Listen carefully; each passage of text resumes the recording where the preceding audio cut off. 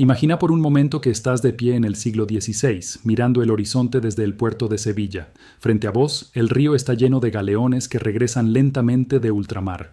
Sus bodegas están cargadas hasta el límite. Plata, oro, tesoros extraídos de tierras tan lejanas que la mayoría de la gente ni siquiera podría señalarlas en un mapa. Cada barco que atraca confirma la misma sensación. España es imparable. España es el centro del mundo. El sol nunca se pone sobre el imperio español. Desde América hasta Europa, desde Asia hasta África, las rutas comerciales, los ejércitos y el poder político responden a una sola corona. En ese momento, ningún imperio en la historia había acumulado tanto territorio, tanta riqueza y tanta influencia al mismo tiempo.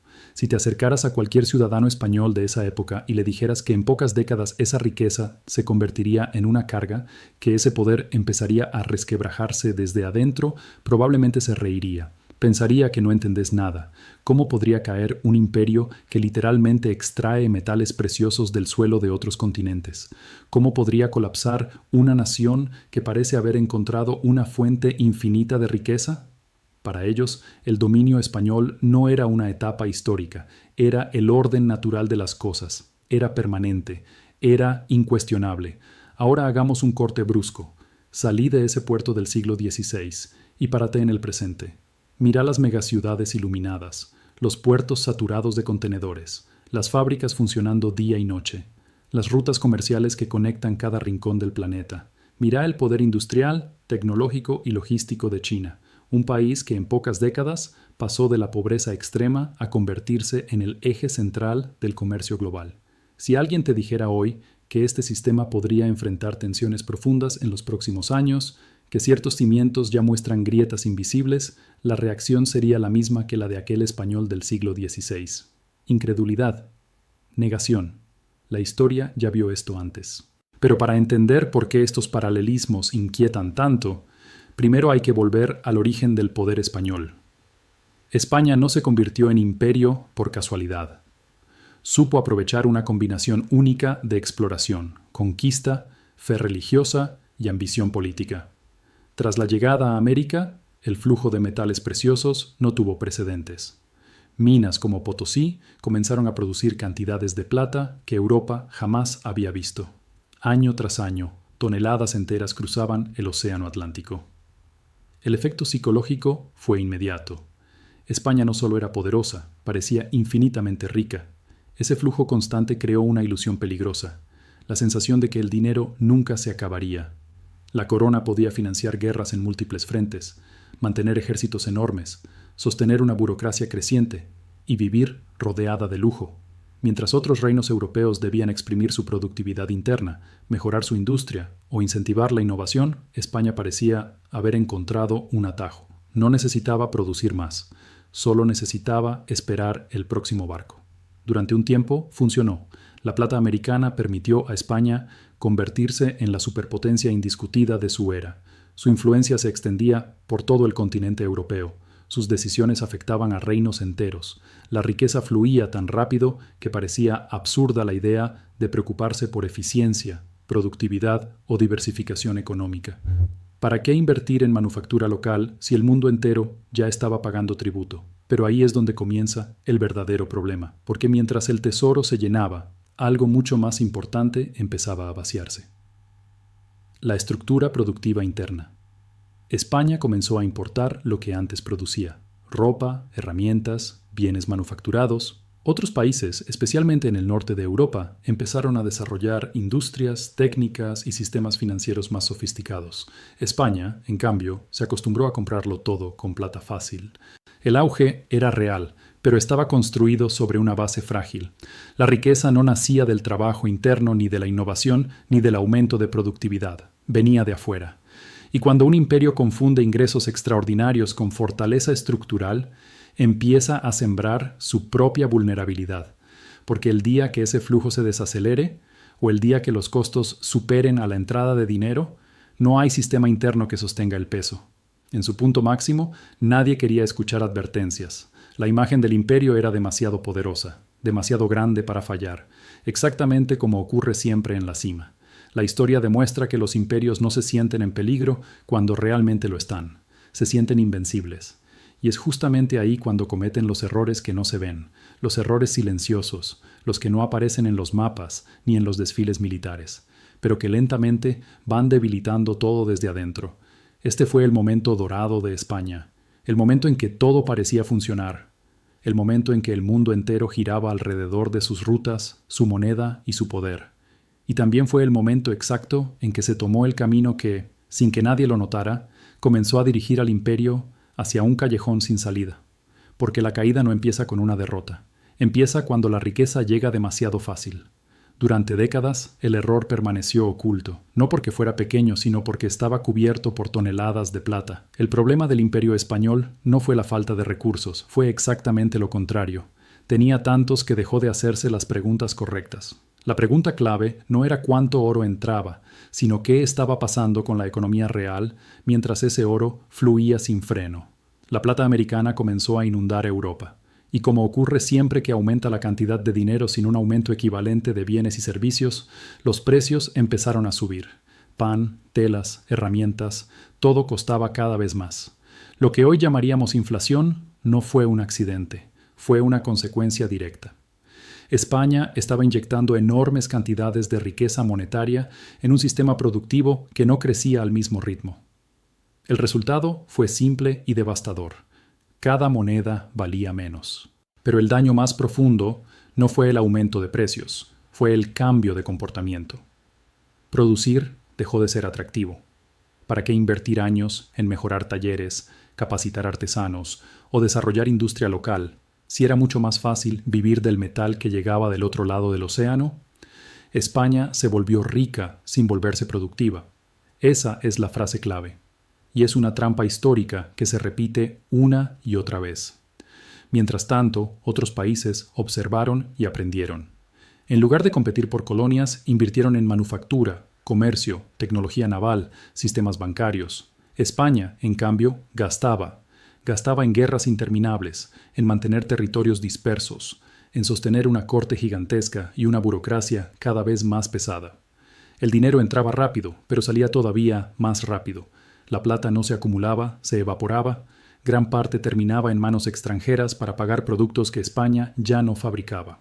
Así, el imperio que extraía la mayor riqueza del planeta se volvió dependiente de otros para satisfacer sus necesidades básicas.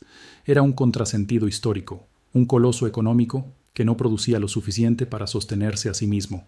Para cubrir ese desequilibrio, la corona recurrió al crédito, préstamos constantes para financiar guerras, flotas, campañas militares. Cada nuevo envío de plata servía como garantía para endeudarse todavía más. El sistema solo funcionaba mientras la entrada de metal siguiera creciendo. No había margen de error, no había plan B. Si algo interrumpía ese flujo, todo el edificio empezaría a crujir, y lo hizo.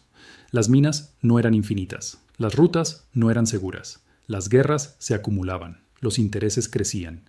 España empezó a declarar bancarrotas parciales, una tras otra, no porque fuera pobre, sino porque su estructura estaba mal diseñada. Era un imperio adicto a ingresos extraordinarios, incapaz de sostenerse con su propia economía interna. Este es el punto más inquietante del error español. No fue visible para la mayoría, no hubo un momento claro de quiebre, no hubo una gran decisión catastrófica. Fue una suma de incentivos mal alineados, dinero fácil que reemplazó al trabajo productivo, riqueza externa que sustituyó a la innovación, gasto constante financiado por la ilusión de que siempre habría más. Mientras el oro llegaba, nadie cuestionaba el sistema.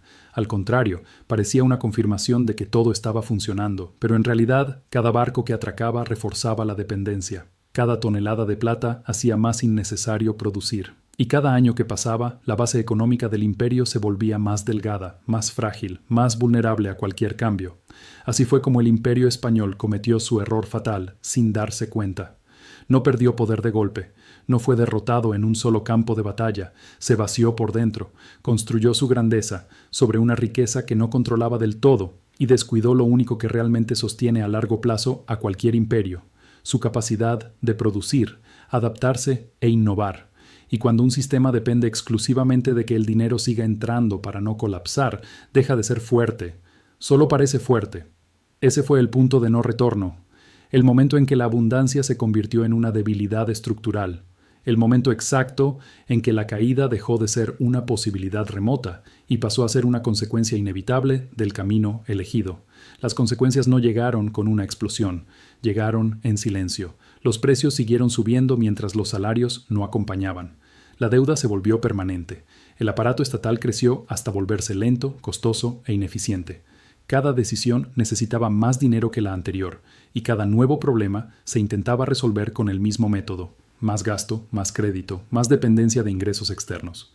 El sistema dejó de sostenerse por sí mismo y pasó a sostenerse por inercia. El imperio ya no funcionaba porque fuera productivo, sino porque todavía entraba plata suficiente para tapar los agujeros. Pero esos agujeros crecían más rápido que los ingresos. La confianza comenzó a erosionarse. Los comerciantes desconfiaban de la moneda.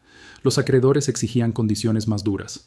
Las regiones productivas cargaban con un peso fiscal cada vez mayor para sostener una estructura que ya no generaba valor real. No era decadencia visible, era desgaste interno. España no colapsó porque le faltaran territorios, los tenía de sobra. No cayó por falta de ejércitos, los seguía teniendo. Cayó porque su sistema económico dejó de reflejar la realidad, porque vivía de una riqueza que no nacía de su propia capacidad productiva, porque confundió ingresos extraordinarios con fortaleza permanente. Y cuando el flujo de plata empezó a desacelerarse, cuando los costos superaron lo que entraba, el ajuste no fue una elección, fue una imposición de la historia. Ahora es el momento de girar el espejo. Mira a China hoy. Crecimiento acelerado durante décadas, expansión industrial masiva, infraestructura gigantesca, ciudades enteras, levantadas a una velocidad inédita. Un país que se convirtió en el motor manufacturero del mundo. Todo eso es real, pero también lo es otra cosa más silenciosa. Un crecimiento cada vez más sostenido por crédito, un endeudamiento interno enorme, especialmente en bienes raíces, proyectos que necesitan que el sistema siga creciendo solo para no colapsar sobre sí mismo. Durante años, el modelo funcionó porque el crecimiento parecía infinito. Exportaciones, inversión, construcción. Pero cuando el tamaño del sistema se vuelve tan grande, cualquier desaceleración deja de ser un problema cíclico y se convierte en una prueba estructural. Lo que a España le tomó un siglo, China lo está recorriendo en décadas, no porque sea igual, sino porque el mundo moderno acelera todos los procesos. El punto clave no es afirmar que China va a colapsar. La historia no funciona así. El punto es entender que los desequilibrios no desaparecen solos, se acumulan, y llega un momento en el que dejan de poder ocultarse. 2026 no es una fecha mágica, no es el día del derrumbe, es un punto de inflexión, un momento en el que muchos de estos desequilibrios maduran al mismo tiempo. Fin de ciclos de crédito, ajustes forzados, decisiones difíciles, pérdida de confianza en sectores que antes parecían intocables. Eso es lo que la historia nos enseña una y otra vez. Los imperios no colapsan cuando parecen débiles, colapsan cuando parecen invencibles, cuando nadie cree que puedan caer, cuando la confianza es tan alta que deja de cuestionarse el sistema que la sostiene. España no vio venir su límite porque estaba rodeada de oro. Roma no lo vio porque dominaba el mundo. Ningún imperio lo ve desde adentro. El ciclo no es moral. No castiga ni premia. Simplemente ocurre. Se repite porque la naturaleza humana no cambia, porque los incentivos mal diseñados siempre llevan a las mismas decisiones, porque el dinero fácil siempre termina reemplazando al esfuerzo productivo, y porque tarde o temprano la realidad exige un ajuste. La historia no puede detenerse, pero sí puede entenderse, y los que sobreviven a estos ciclos no suelen ser los más poderosos ni los más ricos, son los que reconocen el patrón antes de que se vuelva evidente para todos, los que entienden que la estabilidad aparente no siempre es fortaleza, que a veces es solo la calma antes del ajuste. La pregunta no es si el ciclo se repetirá, la pregunta es ¿quién estará despierto cuando lo haga?